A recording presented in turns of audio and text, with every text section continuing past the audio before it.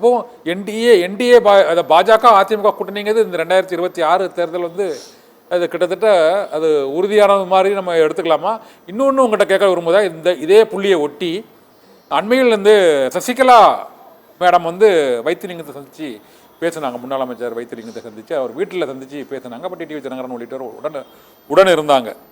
அதனால் இப்போதைக்கு பார்த்தா அந்த ஓபிஎஸ் அணி மற்றும் அந்த டிடிவி தினகரன் தலைமையிலான இது ரெண்டுமே பாஜகவில் இருக்குது. இப்போ அந்த பாஜக கூட்டணியில் இணைங்கிறது இவங்க அனைவரும் சேர்ந்து இணைந்து நிற்பதற்கான சூழல் வந்து கொஞ்சம் கடிந்து வருதா நம்ம பார்க்கலாமா சார்? இன்றைய நம்பிக்கை வாக்கெடுப்பு தீர்மானத்தில் அனைவரும் ஒருங்கிணைந்து வாக்களித்தது, மற்றொன்று சசிகலா நடராஜன் அன்று வைத்திலிங்கத்தை சந்தித்தது, அதற்கு பின்னர் இப்பொழுது டிடிவி தினகரன் உள்ளிட்டோர் அளித்த பேட்டியின்படி ஒன்றிணைந்த அதிமுக இருந்தால்தான் இரட்டை இலையை காப்பாற்ற முடியும், எதிர்க்க முடியும் என்ற கருத்தை டிடிவி தினகரன் தொடர்ந்து பல்வேறு பேட்டிகளில் அவர் முன்வைத்து வருகிறார். எடப்பாடி பழனிசாமி ஒரு சாஃப்ட் கார்னராக தான் இப்போ போகிறாங்க. இப்போ என்டிஏ பாஜகவை பார்க்கும் பொழுது இதனால் வந்து இந்த 2026 தேர்தலுக்கு வந்து ஓரளவு இந்த கூட்டணி கணிந்து கொண்டு வருகிறதுன்னு நம்ம எடுத்துக்கலாமா சார்? அதை இல்லை 100க்கு 100 அது சரியான பார்வை தான். ஏனென்றால் நான் குறிப்பிட்டல, திராவிட முன்னேற்ற கழகத்தோடு அணி சேர்ந்திருக்கிற ஒரு 10-12 அரசியல் கட்சிகள் அவங்க அப்படியே உறுதிப்பாட்டோடு இருக்கிறார்கள்.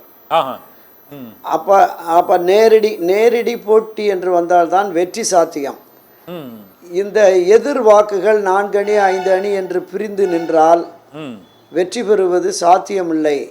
கட்சிக்கும் போதுமான அளவிற்கு வாக்கு சதவீதமும் கிடைக்காது அப்படிங்கிற பார்வை எல்லோருக்குமே இருக்கிறது. அதனால தான் நீங்கள் ஒரே பிரதான எதிரி எங்களுக்கு திராவிட முன்னேற்ற கழகம் தான் அப்படின்னு சொல்லி திரு எடப்பாடி சொன்னதனுடைய பின்னணி இதுதான். மற்ற எதிரிகள் இல்லை. அவங்க அப்போ பொது எதிரியை களத்தில் வீழ்த்த வேண்டுமென்றால் ஒரு வலிமையான கூட்டணி வேணும். அப்போ வலுவான கூட்டணி அதிமுகவை நம்பி வர வேண்டும் என்றால் அதிமுகவிலிருந்து பிரிந்து நின்ற சக்திகளும் வர வேண்டும். இதைத்தான் பாஜக, மத்திய பாஜகவும் மாநில பாஜகவில் இருக்கிற நிர்வாகிகளும் விரும்புகிறார்கள். 2026 தேர்தலில் பாஜக சார்பில் போட்டியிட்டு வெற்றி பெற வேண்டும் என்று விரும்புகிற மாநில மாவட்ட நிர்வாகிகள் 100% அதிமுகவோடு தான் நம்ம கூட்டணி வைக்கணுங்கிறாங்க. ஆமா, தொண்டர்கள் நிர்வாகிகள் பெரும்பாலானவங்க பாஜக கூட்டணின்னு விரும்புறாங்களா சார்? உண்மையிலே கட்சியின் தலைமை கட்சியின் நலன் கருதி, கட்சியின் எதிர்காலம் கருதி ஒரு முடிவெடுத்தால் 100% தொண்டர்கள் ஆதரவு தெரிவிப்பார்கள். அரசியல் களத்தில் எப்போது வேண்டுமானாலும் எது வேண்டுமானாலும் நடக்கலாம். நம்ம கடந்த காலங்களில் பார்த்தோம், இந்திரா காங்கிரஸ் எவ்வளவு கடுமையாக விமர்சனம் பண்ணார். இல்லை நம்ம கலைஞர் கருணாநிதி அவர்கள் எவ்வளவு கடுமையாக விமர்சனம் பண்ணார். அப்புறம் நேருவின் மகளே வருக, நிலையான ஆட்சி தருகன்னு உள்ளே போயிட்டார்.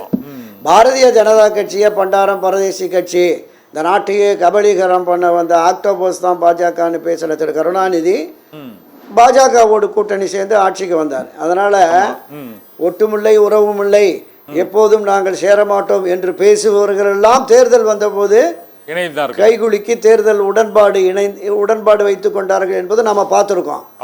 எனவே இந்த இடத்துல ஒரு கேள்வி, இப்போ இந்த கூட்டணியில் சேர்வதும் இணைவதும் கருணாநிதி, ஜெயலலிதா, எம்ஜிஆர் உள்ளிட்டோர் வந்து அவர்கள் எதிர்ப்பதும் இணைவதும் வந்து அந்த தொண்டர்களிடம் அதை நியாயப்படுத்தி பேசி அவர்களை ஒப்புதல் தெரிவிக்கான சூழ்நிலையை வந்து உருவாக்குவார்கள்.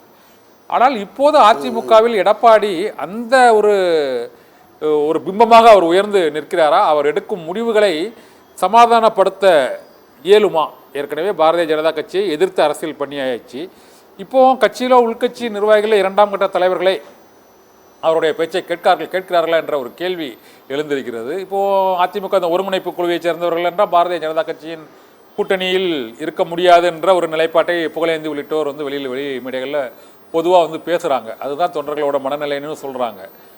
அந்த தொண்டர்களோட அந்த மனமாற்றம், அந்த வாக்கு மாற்றம் அப்படிங்கிறது வந்து அந்த ஓட்ஸ் வந்து அப்படியே அந்த டிரான்ஸ்ஃபார்ம் ஆகுமா சார் கரெக்டாக பிஜேபி அதிமுக கூட்டணி வைத்தாங்க? புரட்சித் தலைவர் எம்ஜிஆர், செல்வி ஜெயலலிதா போன்ற ஒரு மிக வலிமை மிக்க செல்வாக்கு மிக்க ஆளுமையாக திரு எடப்பாடி பழனிசாமி இல்லை என்பது 100% உண்மை. ஆனால் கட்சியின் நலன் கருதி, கட்சியின் எதிர்காலம் கருதி திராவிட முன்னேற்ற கழகத்தை தேர்தல் களத்தில் வீழ்த்த வேண்டும் என்று எண்ணுகிற திமுகவுக்கு எதிராக தீவிரமாக களமாடி வருகிற தொண்டர்கள் ஒவ்வொருவரும் நாம் கிடைக்கிற ஆயுதத்தை பயன்படுத்தி திமுகவை வீழ்த்துவோம் என்கிற மனநிலைக்கு வந்து விடுவார்கள். இன்றைக்கு அண்ணா திராவிட முன்னேற்ற கழகத்தில் இருக்கிற மூத்த நிர்வாகிகள் முன்னணியினருடைய மனநிலை எப்படின்னா, அதுக்கு ஒரு உதாரணம் 2024 நாடாளுமன்ற தேர்தல் முடிந்தனே வேலுமணி சொன்னார்ல, பாஜகவோடு நாம சேர்ந்திருந்தோம்னா 25-26 தொகுதியில் ஒரு 4-5 மந்திரியே நமக்கு கிடைச்சிருப்பாங்கன்னா பேசினாங்கல்ல. அதனுடைய நீட்சியாக இப்போது என்டிஏ தனியா, அதிமுக தனியா, சீமான் தனியா, விஜய் தனியான்னு ஒரு 4-5 முனை போட்டி வருகிற பொழுது திராவிட முன்னேற்ற கழகம் எளிதாக வெற்றி பெற்று மீண்டும் ஆட்சி அதிகாரத்திற்கு வந்துவிடும்.